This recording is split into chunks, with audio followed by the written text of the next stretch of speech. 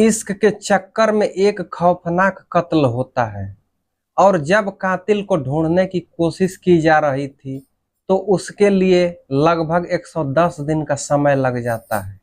आज की कहानी सुनने के बाद न केवल रिश्तों को शर्मसार कर देने वाली है बल्कि सोचने पर मजबूर करने वाली कहानी है, खासकर लड़कियों को लेकर किस तरह के कदम उठाए जाने चाहिए।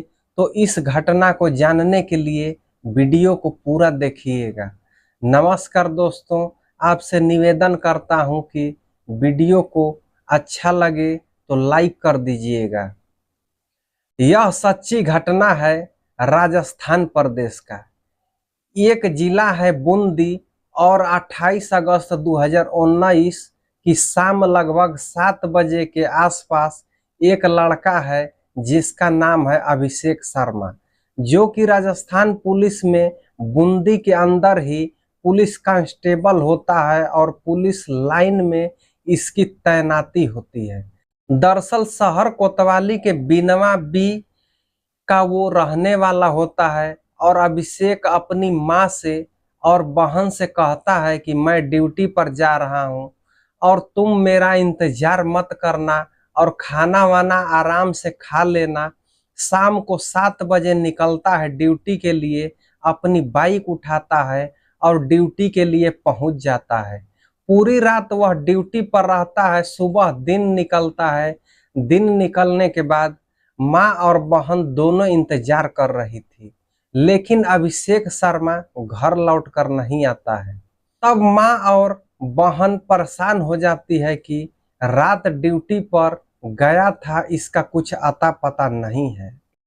थोड़ा और इंतजार करने के बाद उसके विभाग में कुछ लोगों से बातचीत करने के लिए फोन करती है कि भैया अभिषेक शर्मा वह रात यहाँ से गया था लेकिन वापस लौट के नहीं आया। तो जब जैसे ही फोन किया जाता है पुलिस लाइन, तो पुलिस लाइन वाले कहते हैं कि वह तो रात हमारे यहाँ आया ही नहीं था, उसने ड्यूटी पर आया नहीं था।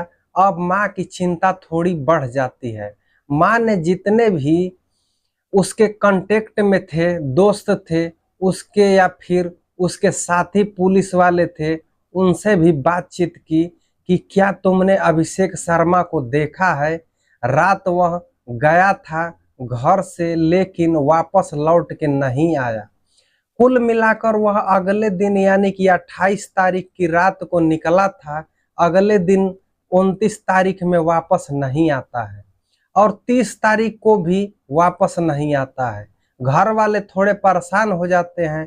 तब घर वालों ने मदद से अभिषेक शर्मा को, जो राजस्थान पुलिस में कांस्टेबल होता है, उसको तलाश करने की तमाम कोशिश जो की थी वह करते चले जाते हैं, लेकिन सफलता नहीं मिलती है।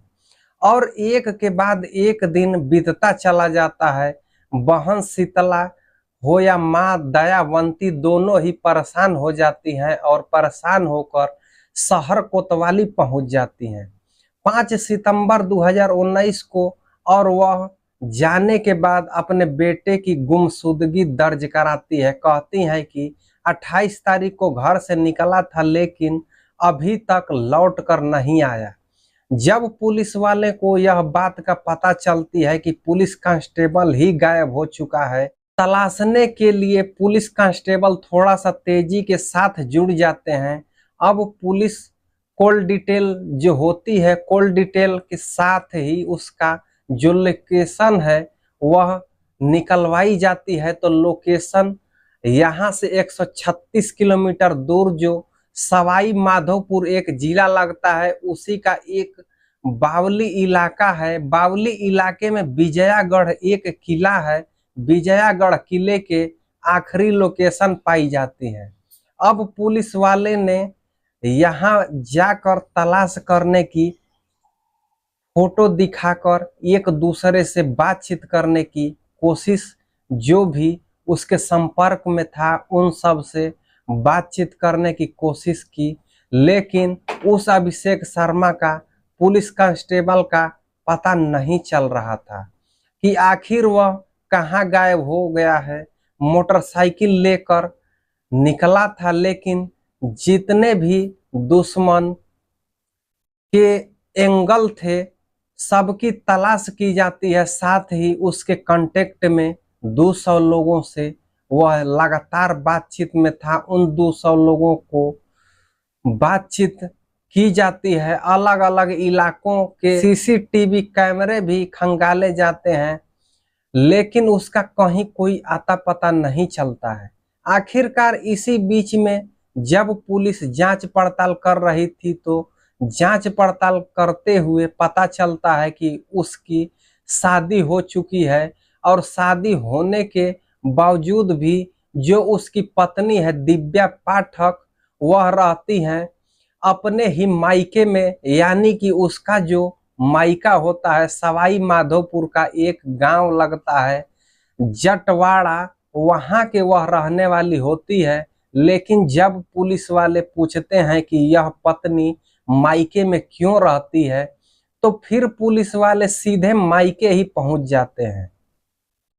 और दिव्या पाठक से पहुंचने के बाद कहते हैं, आखिरकार तुम मायके में क्यों रह रही हो, तुमने अपने पति से तलाक की अर्जी क्यों लगाई हुई हो।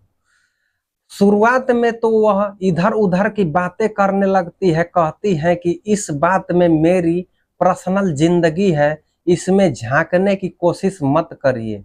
बस मैं उनसे दूर ही रहना चाहती हूँ। लेकिन आखिरी लोकेशन उसकी अपने ससुराल के इर्द गिर्द की, उसी इलाके की जब पाई जाती है, तो कहीं ना कहीं प्राइम सस्पेक्ट अगर कोई था तो दिव्या पाठक ही थी, जो कि पत्नी होती है। लेकिन यह पत्नी से बार बार पूछा जा रहा था कि आखिरकार क्या वजह है, तो उसने कुछ बताया नहीं, क्योंकि 200 से ज्यादा मोबाइल और सैकड़ों लोगों से वह पूछताछ हो चुकी थी। साथ ही सैकड़ों सीसीटीवी कैमरे खंगाले गए थे।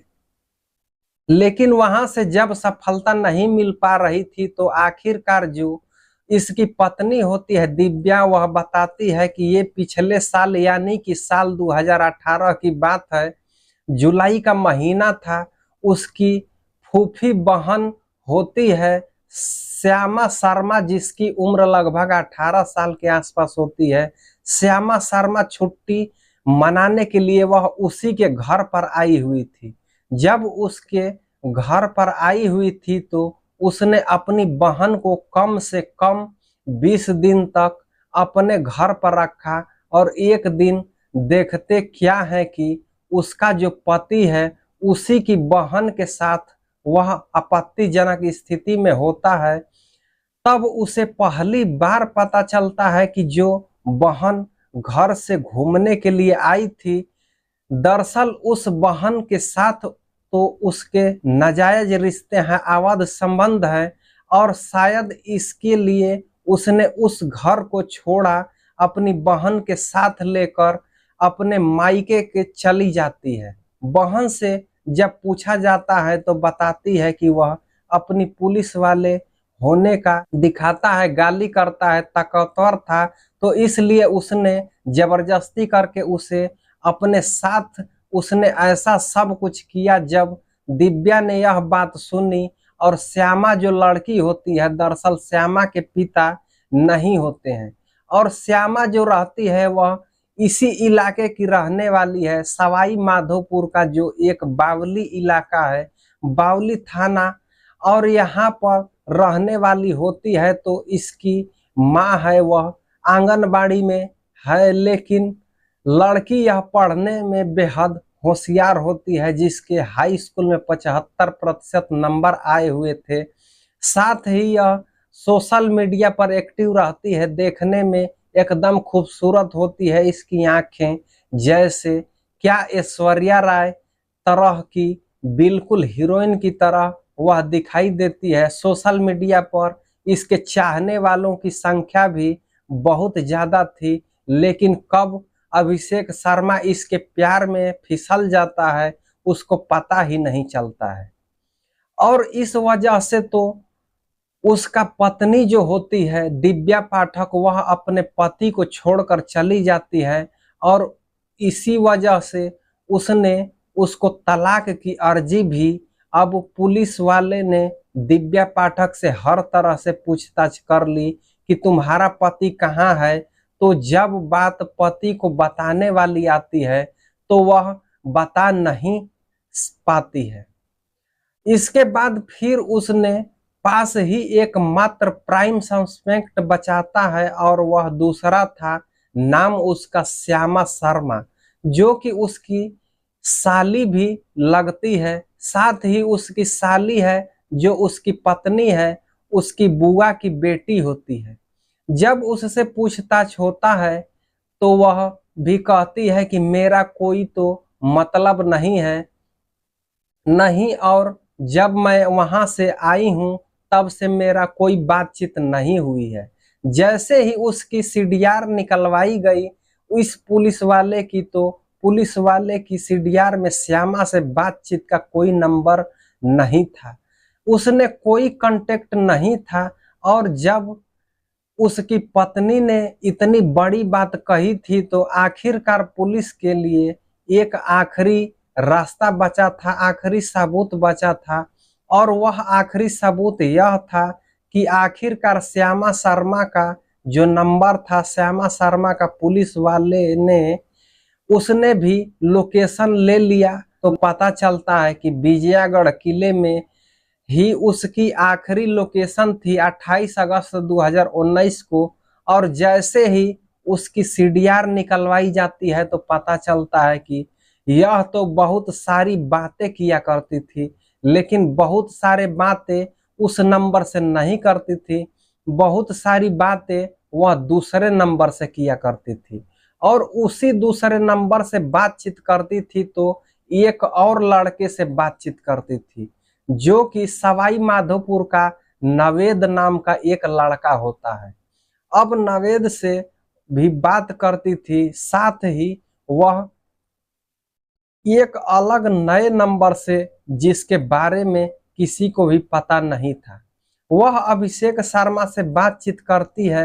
अब कहानी में 3 किराएदार और नए जुड़ जाते हैं। जो किराएदार इसमें एक पुलिस वाला होता है, उसकी साली होती है और साली का एक प्रेमी नवेद होता है। अब पुलिस वाले ने इस नवेद की भी जो लोकेशन निकलवाई तो पता चलता है कि इसकी भी लोकेशन विजयागढ़ की ही पाई जाती है। लेकिन यह सब करने में पुलिस को लगभग 110 दिन का समय बीत जाता है। शक्ति से पूछताछ करने की कोशिश की तो नवेद टूट जाता है। नवेद दरअसल यह बताता है कि वह अभिषेक शर्मा जबरदस्ती के साथ किया करता था, वह किसी न किसी बहाने से इसके पास आया करता था मिलने के लिए और इससे बातचीत किया करता था, लेकिन उनके कम्युनिकेशन जो होता है वह अलग नंबर से होता है। अब उसी बीच उसने पीछे छुड़ाने की कोशिश की श्यामा शर्मा ने, क्योंकि श्यामा शर्मा अपने प्रेमी का, जिसका नाम नवेद होता है, नवेद से शादी करना चाहती थी और उसी की जिंदगी में वह खुश रहना चाहती थी और अपनी जीजा से वह पीछा छुड़ाना चाहती थी। इसके लिए उन्होंने एक चाल चली और अपने ही एक ऐसे नंबर से फोन करती है जिसका जो नंबर उसके पास होता है, वह उस नंबर से और किसी से बातचीत नहीं किया करता था। यानी कि एक नंबर जो कॉमन था, एक नंबर उसका पर्सनल था जो सिर्फ श्यामा के लिए था। और वह फोन कर दी थी, बुलाती थी और कहती थी कि हम लोग यहाँ विजयागढ़ का जो किला है उससे मुलाकात करेंगे, शाम का समय साथ खाते हैं और बाइक से पहुंच जाता है।